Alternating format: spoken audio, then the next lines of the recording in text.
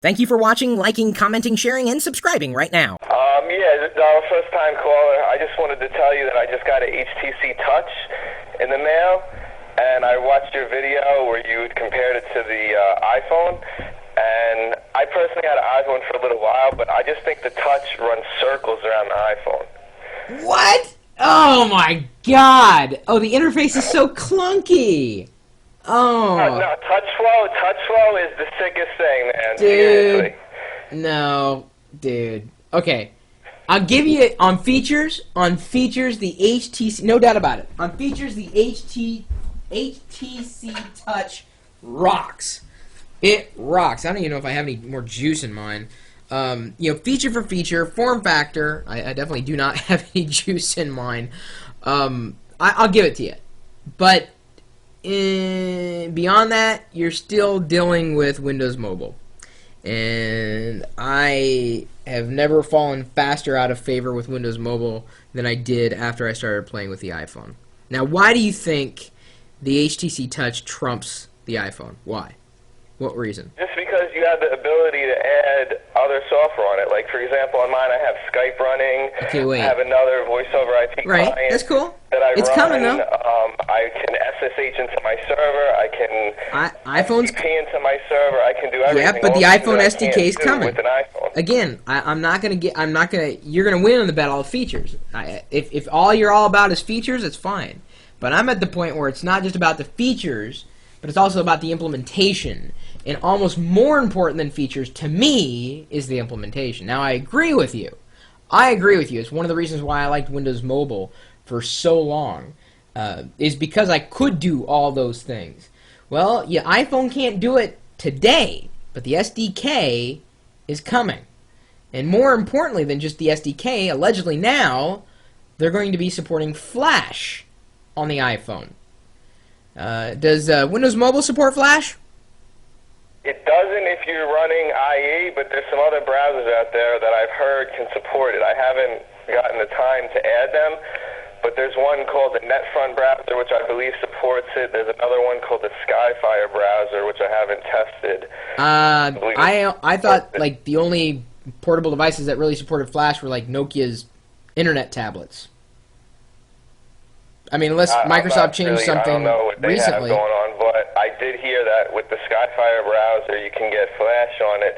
But the thing with that is they're running it through a third-party server, so you have to like authenticate your device or something. I still have to do more research on that. Okay, so what you're saying is the feature is there so long as you want to deal with the hoops that you'd have to jump through to get that feature. Right, but the iPhone can't currently support Flash as it is now, can it? Well, but the iPhone has also gone through how many different firmware revisions that have been seamless for its users over the past few months? Since being launched about a year ago. Who wants to wait for firmware updates? Like, I agree that that's okay, cool that they do again, that. I can't. It takes so long I can't. for the new features. Like, I want the features now. Oh my God! I don't want to wait for Apple to give me the features. Okay, well then I can't argue with you. I just think Windows Mobile is a horrible implementation. HTC is doing their best to skin Windows Mobile, but I'll go back to saying that's just like putting lipstick on a pig. I'm dead serious.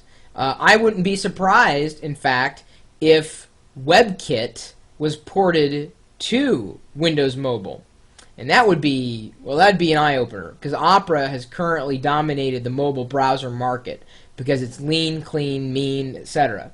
And but Opera's not open source. WebKit, however, is, and it's being optimized not just for desktops, but for mobile devices as well, especially in conjunction with today's technologies and implementations of JavaScript and Ajax and so on and so forth. Richer websites. So if you want to browse the web on Pocket Internet Explorer, more power to you. I'm not going to stop you. Too. Like, I'm not going to stop you. What's up with Apple? When are they going to give us this 3G? I'm dying for that. Because if they do that, you know what? No, dude.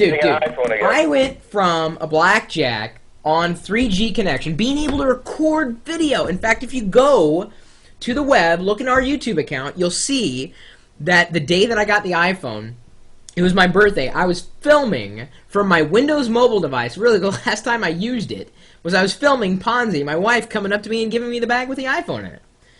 I was a dyed-in-the-wool Windows Mobile user for years because in my mind, there wasn't anything that integrated everything that I was doing. Because I lived inside of Outlook, and I liked the experience Windows Mobile delivered at that point. It wasn't perfect, but I found it to be quite enjoyable. Well, then I realized after started playing with Safari on a Edge network, I found it to be faster.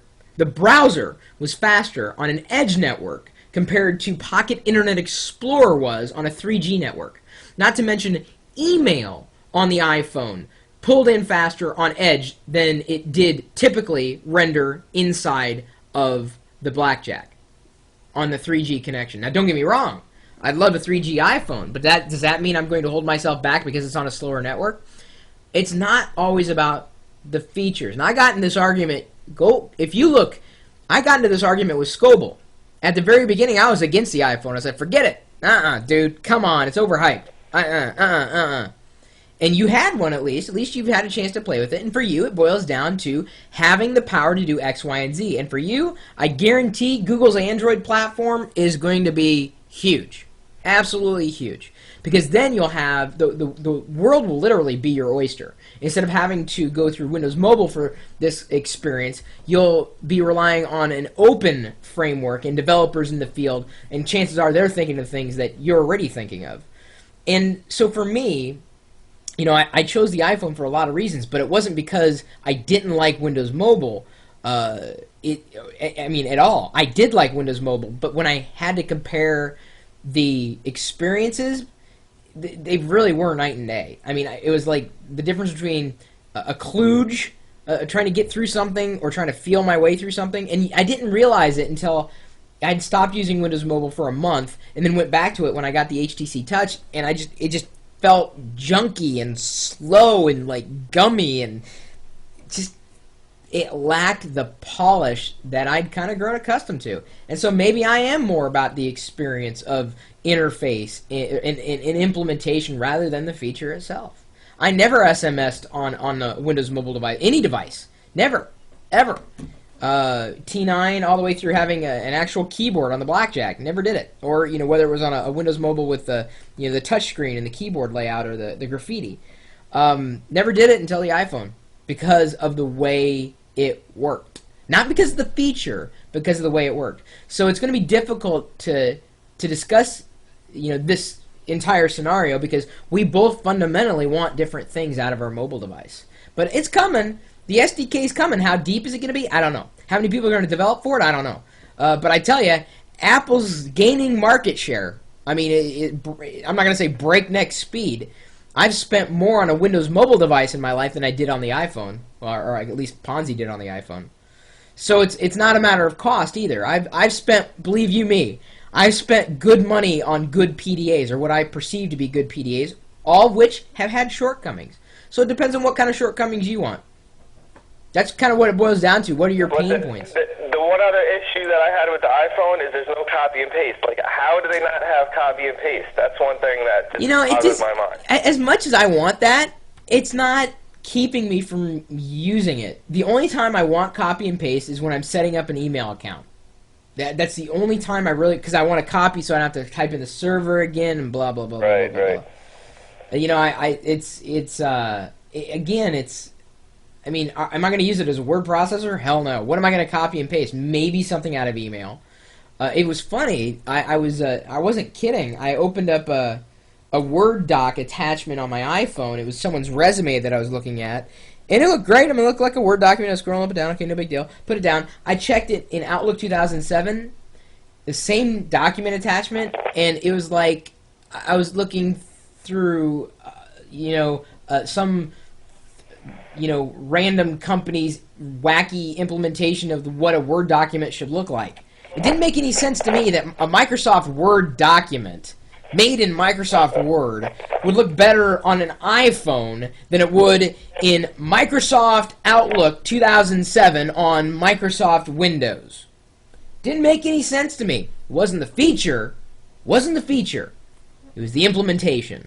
And that's where I'm starting to stand. It's all about the implementation. And when the features catch up to the implementation, well, where are your arguments? If Apple if and when Apple release, because they've said they will, releases an SDK, then it's contingent on the creativity of the development community. Not just, someone optimizing a website for an iPhone. I've never known, much more of a discussion of people trying to optimize their sites for a Windows mobile device. I mean, there kind of was talk, but there was no excitement around it. Well, at least there's an excitement around this, and that's good. Because if there's excitement around this, there's a discussion, which means these guys have got to get better if they intend on competing with this. I don't know. I do agree with you there. And the implementation is very good on the iPhone as far as screen refreshing and all that stuff. And I agree. There's far more that you can do. About the functionality. Yeah, there's far more you can do on Windows Mobile. I cannot argue that. Cannot argue that.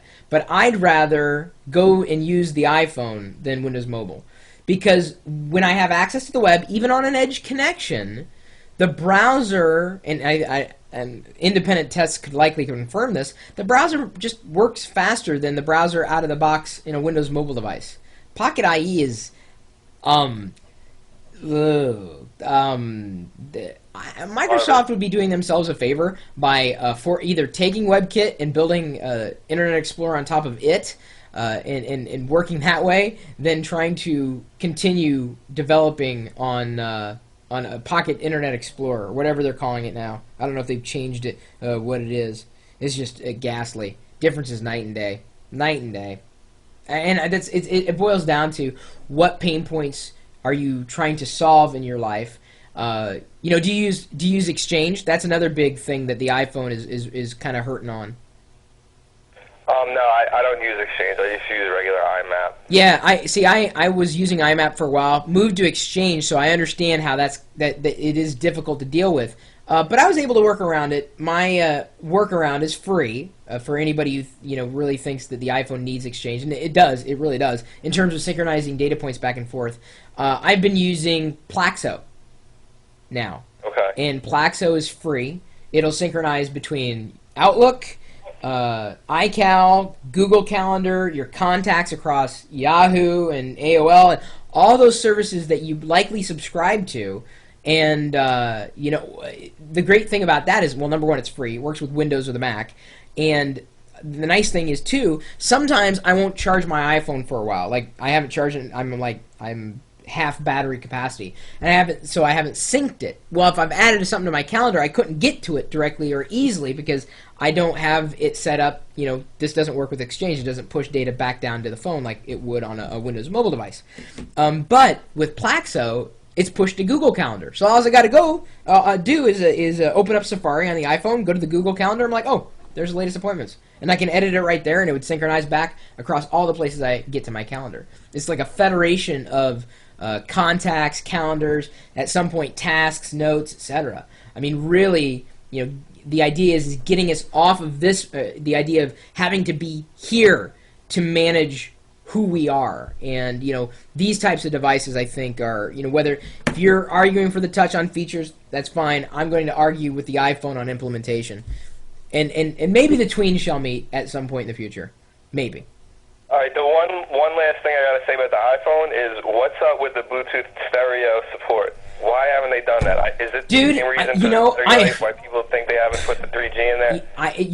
It's beyond me. I have no idea. And I'm just equally as upset that they haven't implemented Bluetooth syncing. I mean, really, Bluetooth or Wi-Fi syncing. It's there. You got Bluetooth Wi-Fi. Why can't I just walk within the vicinity of my syncing computer and just have it go? Shouldn't that be the way it always is? So maybe they're working on a big firmware 2.0 revision for the iPhone. I don't know. Who knows? Well, the good news is that here's another thing where the iPhone's kind of got you. You can use an iPhone and synchronize an iPhone on just about any platform, using Apple software, whether it's iTunes on Windows or the Mac. Linux, again, kind of off in their own little world. And I'm not trying to, say Linux is bad. I'm just saying that usually that's a different part of the equation. Windows Mobile has, of course, the desktop sync services inside of Windows. For years it was Active Sync, and I think it's evolved past that point now. But to synchronize your device with a Mac, you have to buy third-party software. Unless, of course, you're, like I said, using some kind of Plaxo crossover, which is free. Out-of-the-box experience. Most users aren't going to know about Plaxo and that they have that service. So most users are just going to look and like, oh, well, I'm going to have to buy this third-party software in order to use this Windows mobile device on the Mac versus, being able to use a Apple device on Windows because the software is just kind of already there in many cases. It's just I've said it once and I'll say it again. Windows users need Apple software more than Mac users need Microsoft software across the board, in every way. And I wish that wasn't true. I wish it was equal. But right now we're fighting. Like I said, we're fighting that war. Not just even on cost. Definitely not on cost. I remember spending. It was the VX 6000, 7000. It was from Verizon, and it was like $600, $700. It was a Windows mobile device, a touchscreen Pocket PC at that time. I don't think they were calling them Windows mobile devices back then. But I spent more on that than I did on the iPhone. So it's not a matter of cost. It's a matter of what do you want out of a device? Well, in your case, it's features. But when features catches up with elegance, because even with the things that HTC is doing, it's like lipstick on a pig. I'm sorry. That's all they're doing is putting a skin on top of something else, and that seldom works. If the core of the product is junk, you could put as much perfume as you want atop a pile of, well, you fill in whatever the pile is. It's still a pile of something. You know what I mean? Yeah. And and here's the thing. I don't disagree with you. I mean, this discussion is a good discussion. I don't disagree with you. I can't disagree with you at all. You're absolutely justified. But the discussion points. I think ultimately it's going to depend on that SDK that comes out and how much power they actually give to the developers to actually hook into the device. Well, they'd be wise to look at those numbers. A lot of those iPhones are off the map. I mean, users out there, passionate users who see the power of that device have already jailbroken the devices. They're making it do things that it wasn't designed to do right now with software. And if Apple doesn't give enough control to the developers, does that mean they're going to stop developing? No. Does that mean they're going to continue jailbreaking? Yes. Does that mean they're likely going to be more attracted to another platform? Potentially. It's not always going to happen. I mean, there's still rumblings of what Google's Android is really going to be like in an overall experience. Every time I see a phone now, though, every time I see a mobile device, I look at it and go, oh, you're trying to be the iPhone. Or, oh, well, it's not the iPhone. Go back. Look at the first video of me talking about the iPhone and lambasting it. I had to eat so much crow. I had to buy another refrigerator freezer for my garage just to keep the amount of crow that I'm still eating. That's how much crow I had to eat about the iPhone. So I've been there, but it's a never-ending battle. But that's that competition is healthy. It's good for any platform. We need more competition. Absolutely. Then anyway, well, good luck with the. I appreciate you taking my call, and I just want to say that I heard you on Twit the other night, and I just wanted to say good night, Dad. Oh boy, night. Appreciate that. No problem. All right, buddy. Thanks again. Bye.